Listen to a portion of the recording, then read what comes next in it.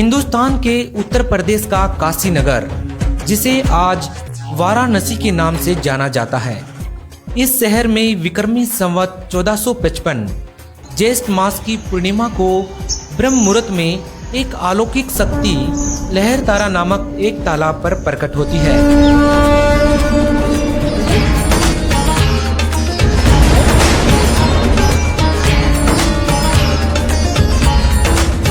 जिसको ऋषि अष्टानंद जी नाम के एक ब्राह्मण अपनी आंखों से देखते हैं, जो कि प्रसिद्ध वैष्णव संत स्वामी रामानंद जी के शिष्य थे।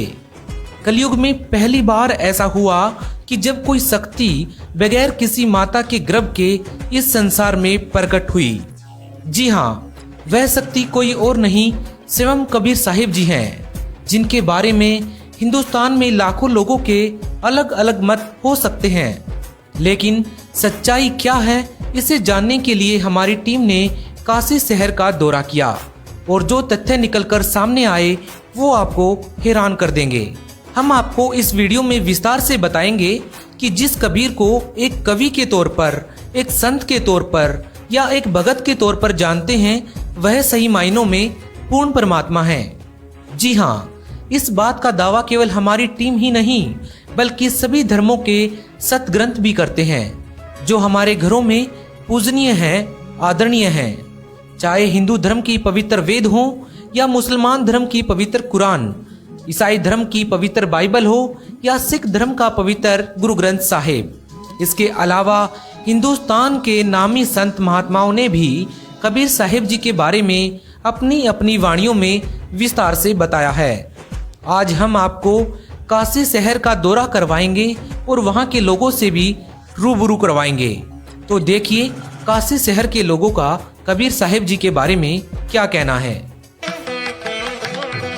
सर, कुछ लोगों का मानना है कि कबीर साहिब जी का जन्म विधवा ब्राह्मणी से हुआ है। इस बारे में आप क्या कहेंगे?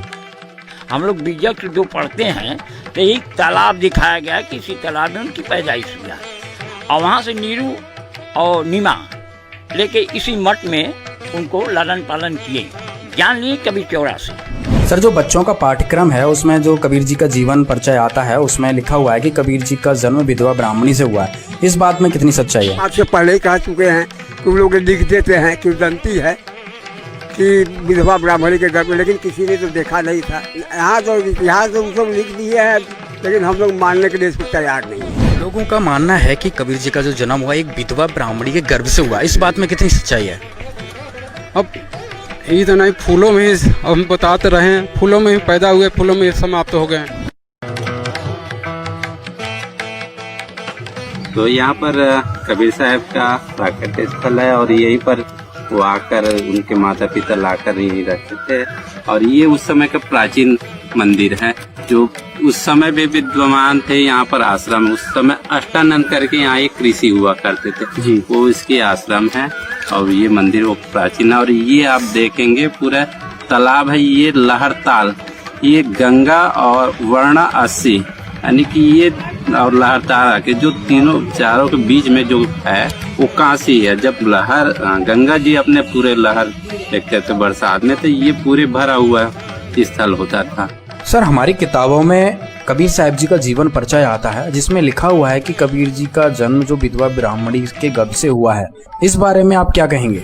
ये तो सरासर ये ब्राह्मणों के अपने तरह से बनाया, क्योंकि विधवा ब्राह्मणी क्या होते तो उसके खानदान सारी चीज पता होता है और वो क्यों छोड़ के जाते उसके सारे कुल का पता होता और तब वो नीरू नीमा को नहीं मिलते हैं। और क्योंकि ऐसा मान्यता है कबीर जी को प्रगट स्थल प्रगट है, ऐसा मान्यता है।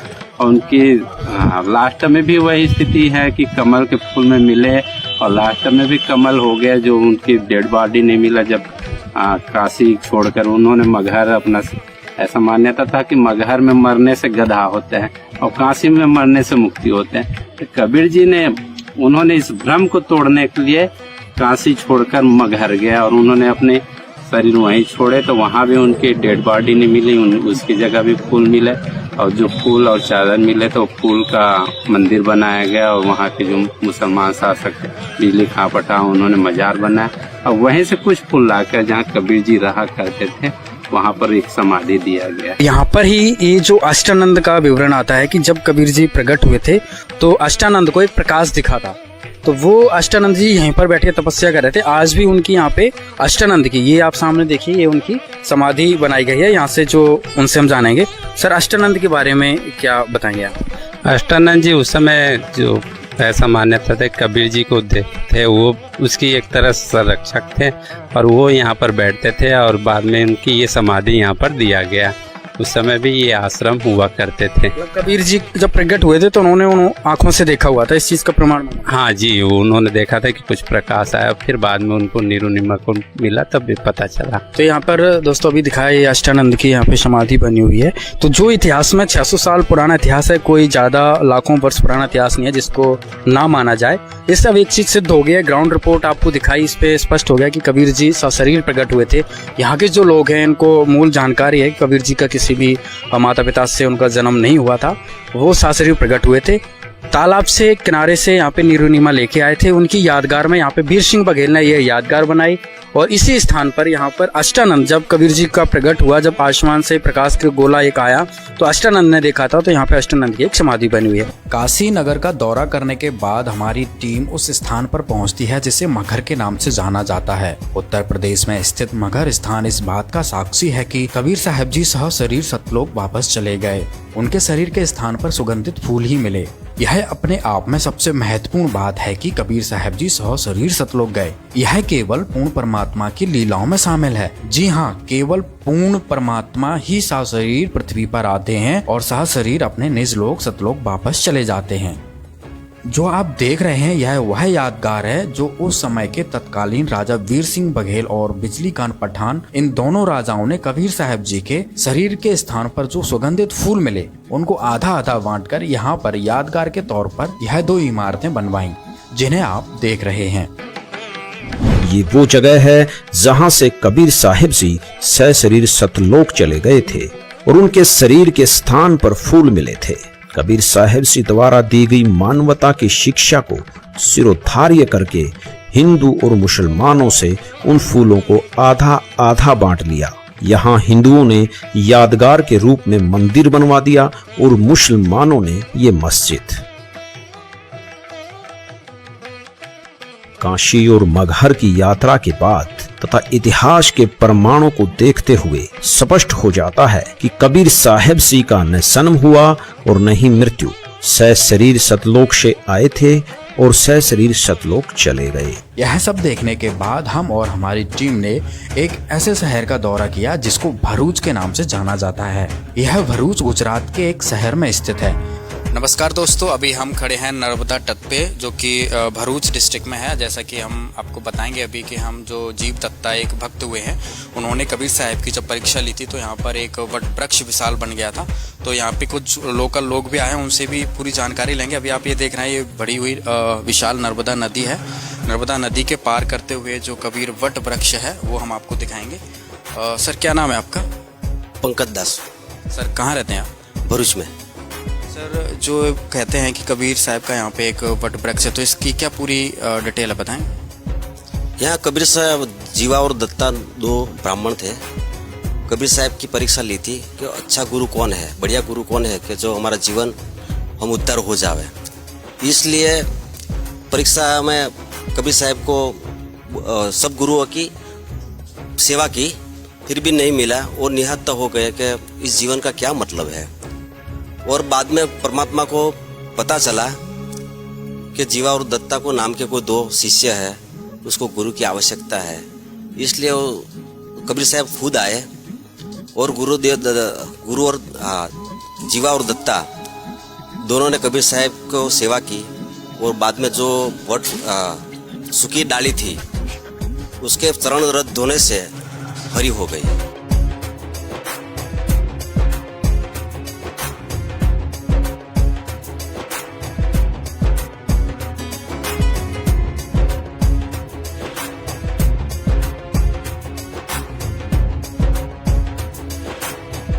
जैसे ये जगह है जहाँ कबीर परमात्मा आए थे एक समय, आज से 600 साल पहले। जीवा दत्ता जी 2 भगत थे उनको पूर्ण गुरु की खोज थी तो उन्होंने ऐसा किया कि पूर्ण गुरु की खोज के लिए एक सूखी पेड़ का डाली रोपा। हाँ, उन्होंने तय किया कि जो गुरु सच्चा होगा तो ये सूखी लकड़ी हरी हो जाएगी। तो ऐसा उनका संकल्प था। तो एक दिन परमात्मा कबीर साहब साधु वेश में यहाँ आए। तो दोनों भक्तों ने, दोनों भाइयों ने जाके उनके चरण स्पर्श किया और चरण धोए। तो उससे जो चरणामृत निकला वो उन्होंने लाके ये सूखी डाली में डाला। ये वो जगह है जहाँ पे उन्होंने सूखी डाली हाँ, ये वही जगह है, ये मेन जगह वही है।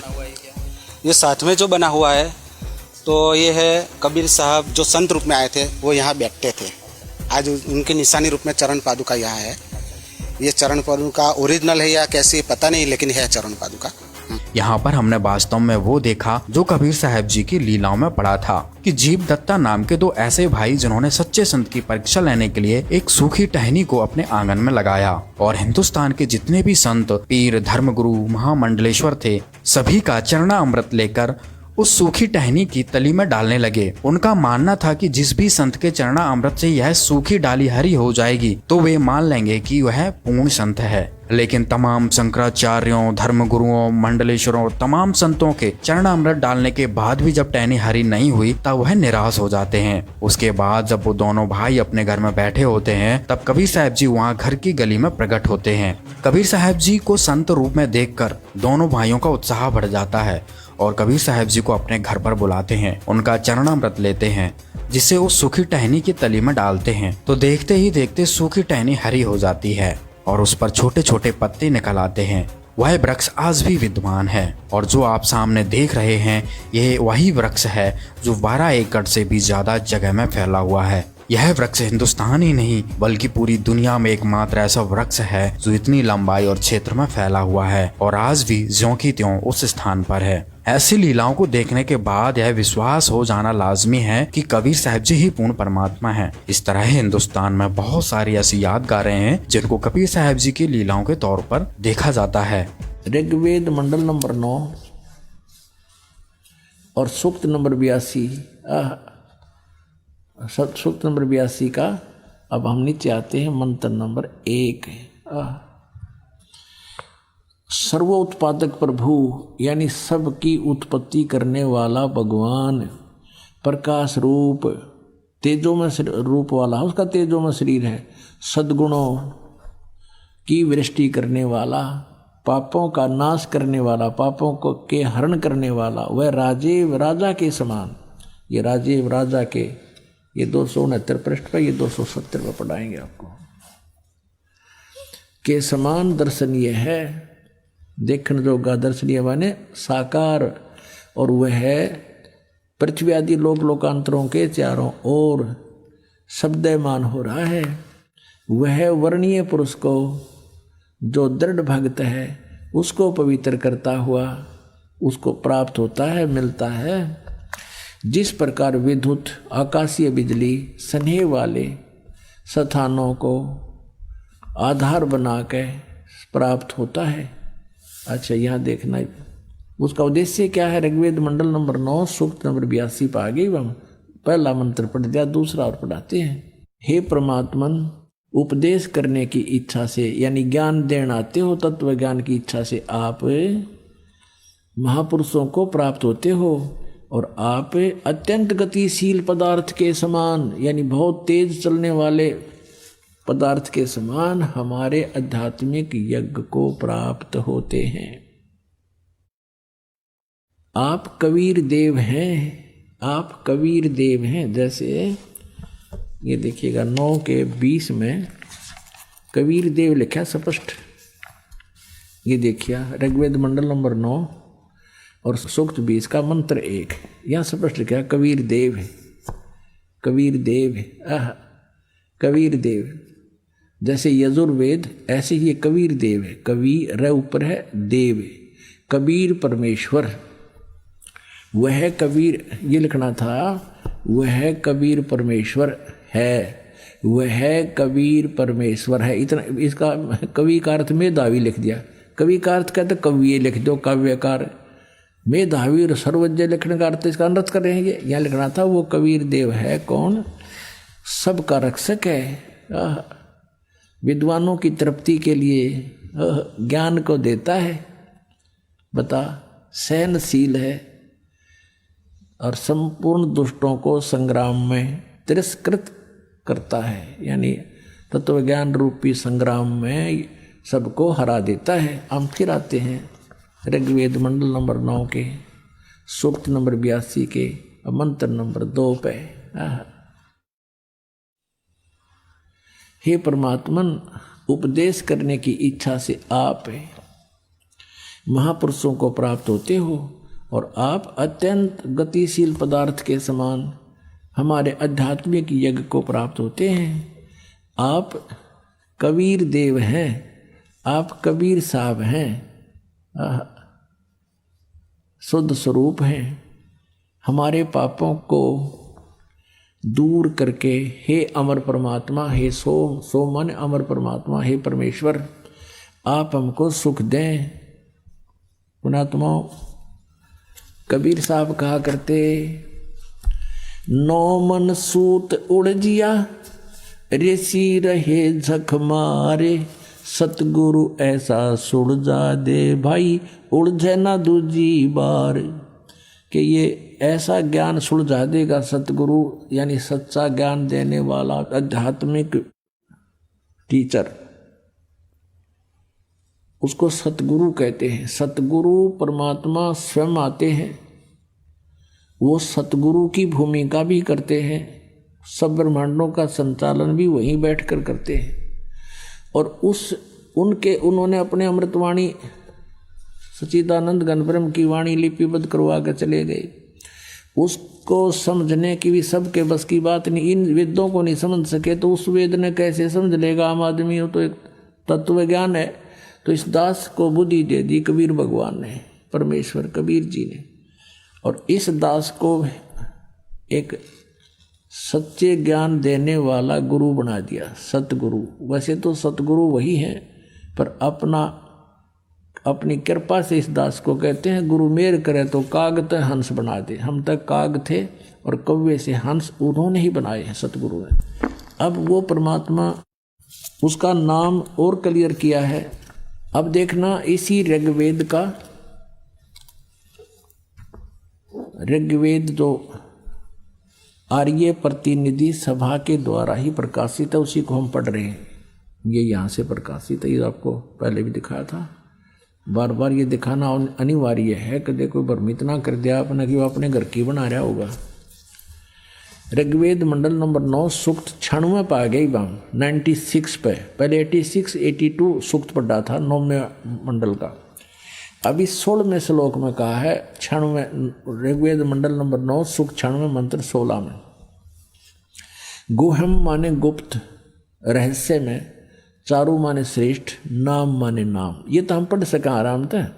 इन्होंने कुछ अपनी हिंदी भी कर रखी है। चारु माने श्रेष्ठ, गुहम माने सर्वोपरि रहस्य यानी सबसे गुप्त, और नाम माने नाम। इन्होंने तो कुछ भी अड़ंगा डाल दिया, तुम्हारी संज्ञा है। नाम का संज्ञा के मतलब नाम है, जो तुम्हारा नाम है। अब देखना, हे परमात्मन, सर्वोपरि रहस्य यह लिखना था, जो गुप्त, गुहम माने गुप्त, चारु माने श्रेष्ठ, ये लिखे रहे हैं। नाम माने नाम लिख लेंगे। ये तो उलझाने की चेष्टा की है। जो तुम्हारी संज्ञा है, जो हे परमात्मा, जो आपका रहस्य में गुप्त श्रेष्ठ नाम है, आप उसका ज्ञान कराए। है कोई इसमें उन्होंने कहा कि यजुर्वेद पढ़ना है, इब्ता हमने अक्सर आगे इनका यजुर्वेद भी पढ़ लिया। यजुर्वेद को कहा कर दे यजुर्वेद। अब वो हमारे लिए तो उंगलियां पाओगे, ये ज्ञान हमारे को परमात्मा ने पहले दे रखा है। हे परमात्मन, सर्वोपरि रहस्य यानी आपका विशेष रहस्य वाला, यानी गुप्त, जिसको किसी ने ना बेरा, वो श्रेष्ठ, नाम माने नाम, आपका जो नाम है आप उसका ज्ञान कराएं। आप उपासक लोगों से स्तूयमान हैं, स्वाभाविक शक्ति से युक्त हैं, विद्युत के समान ऐश्वर्य के सम्मुख प्राप्त कराइए। हमको प्राणों की विद्या का वेता बनाइए। हे सर्वशक्ति संपन्न परमेश्वर, हमको इंद्रियों के नियमन का ज्ञाता बनाइए। अब यहाँ देखिए, अब 17 में, इसमें 16 में पूछा है आप अपने श्रेष्ठ नाम का हमें ज्ञान कराएं, इतनी सी बात है। 17वें में वो नाम बताया है, क्या लिखा है, शिशुम जगानम हरियंतम मर्दंती शुभंती वहीने मरुतो गणेन कबीर गिरभी कबीर गिरभी कावेना और कबीर संत सोमह पवित्रम अत्यति रेभन, इनके द्वारा हम ये लेते हैं। इन्होंने क्या किया है, इस कबीर का अर्थ ऊपर लगा हुआ है, यूँ यहाँ लगेगा, पढ़ेंगे अलग करेंगे संधि छेद में, तो इन्होंने कर दिया इसका तो कवि कर दिया, गिर भी माने वाणी द्वारा, हम इसको नौका में लिख दें वो कबीर वाणी द्वारा, गिर भी माने वाणी द्वारा और कबीर माने कबीर, कबीर वाणी द्वारा। अच्छा, रेभन माने ये देखिए, रेभन सन गर्दता हुआ, और काव्यन कविताओं से, कविताओं माने जैसे लोकोक्तियों के माध्यम से, शब्दों के माध्यम से, दोहों के माध्यम से, चौपाइयों के माध्यम से वो परमात्मा अपना ज्ञान सुनाता है। इन्होंने एक और चतुरता कर दी है, यूँ तो कबीर गिर विकारत ये कर दिया कवि लोग वाणी द्वारा, यह लिखना था कबीर वाणी द्वारा, और इस कबीर का अर्थ नहीं करा, इस कबीर का लिखना था वो कबीर देव है, उसका नाम कबीर देव है। ये देखिएगा, आप पूरा देख सकते हैं, पीछे देखना और पीछे देखो अच्छी तरह। अब इसमें आप संस्कृत देख सकते हैं, ये एक कबीरता इन्होंने लिख दिया यहाँ पर, और इस कबीर का कितना अर्थ नहीं कर रखा। ये संस्कृत शिशुम जज्ञानम हरियंत मर्जंती शुभंती मरुत वहीन गणेन कबीर गिरभी, इस कबीर गिरभी आड़ा कर दिया, कबीर गिरभी। काव्यना, यू काव्यना भी लिख दिया, काव्यना, और सोम भी लिख दिया, और यू संत भी लिख दिया, सोम, पवित्रम भी लिख दिया, अत्यति भी लिख दिया, रेभन भी लिख दिया। यू कवि छोड़ गए कबीर, क्योंकि ये दोबारा लिखते ही सब क्लियर हो जाता है। यहाँ पर इन्होंने चोर चुराई तोमड़ी गाड्डे पानी में, वह गाड्डे वह ऊपर आवा सच्चाई छानी ना। हिंदुस्तान के लोगों ने कबीर साहब जी के बारे में केवल पाठ्य पुस्तकों में ही पढ़ा है, लेकिन उनके बारे में यदि आपको सही जानना है तो संत रामपाल जी महाराज जी के मंगल प्रवचन सुनना अनिवार्य है, क्योंकि हिंदुस्तान में सबसे बड़ा यदि वर्ग है तो वह कबीर पंथियों का है। लेकिन हैरान करने वाली बात यह है कि कबीर पंथी भी कबीर साहब जी को सही से नहीं जान सके। कबीर साहब जी को जानने के लिए कबीर सागर का पूरा ज्ञान होना अति आवश्यक है। कबीर सागर के कुछ अध्यायों का अध्ययन करने के बाद कबीर साहब जी के बारे में सब कुछ बता देना संभव नहीं है। संत रामपाल जी महाराज जी ने कबीर सागर के साथ साथ सभी संतों महंतों के ग्रंथों का खूब अध्ययन किया, जिसके बाद यह निष्कर्ष निकाला कि कबीर साहब जी ही वास्तव में पूर्ण परमात्मा हैं। कबीर साहब जी के 623वें प्रकट दिवस पर हम आपको कबीर परमात्मा के बारे में एक जानकारी देंगे। सबसे खुशी की बात तो यह है कि हिंदुस्तान में जगह जगह पर कबीर साहब जी का प्रकट दिवस मनाया जाता है, लेकिन एक जगह ऐसी भी है जहां पर लाखों करोड़ों लोग कबीर साहब को पूर्ण परमात्मा के तौर पर जानते हैं व मानते भी हैं